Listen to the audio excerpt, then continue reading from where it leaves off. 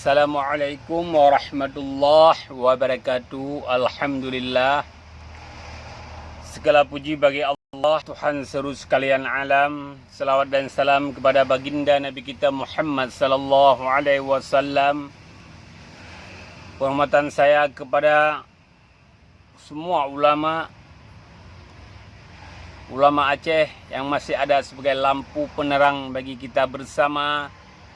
Dan penghormatan saya khususnya kepada semua rakyat Aceh, semua bangsa Aceh dimanapun anda berada. Di pagi yang berbahagia ini, saya mengucapkan selamat menjalankan ibadah puasa kepada semua umat Islam di Indonesia dan di seluruh dunia. Semoga kita diberi kekuatan, kesabaran, keberkahan dalam menjalankan ibadah puasa ini. Dan pada akhirnya kita mendapat titel takwa dari Allah Subhanahu wa ta'ala. Teman-teman sekalian,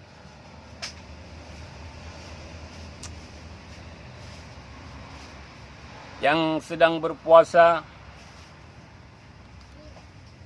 sekiranya anda ingin berbelanja nanti sore atau petang, jangan menghindari sedikit sifat tamak.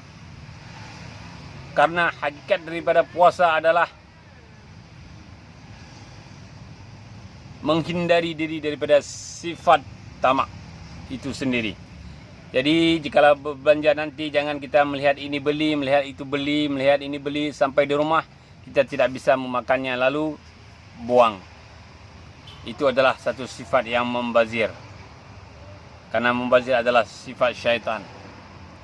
Jadi sekali lagi saya ingin mengucapkan selamat menjalankan ibadah puasa. Semoga kita diberi keberkahan pada bulan yang mulia ini. Dan diberi kekuatan dan mendapat titel yang takwa dari Allah Subhanahu wa ta'ala. Dan saya memohon maaf atas semua kesilapan kepada kawan-kawan. Andai kiranya memaafkan. Semoga kita semua dikumpulkan oleh Allah Subhanahu wa ta'ala di dalam syurganya. Sekian video pada pagi hari ini.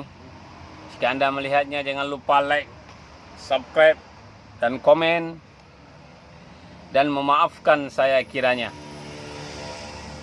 Saya akhiri, wabillahi taufiq wal hidayah. Assalamualaikum warahmatullahi wabarakatuh.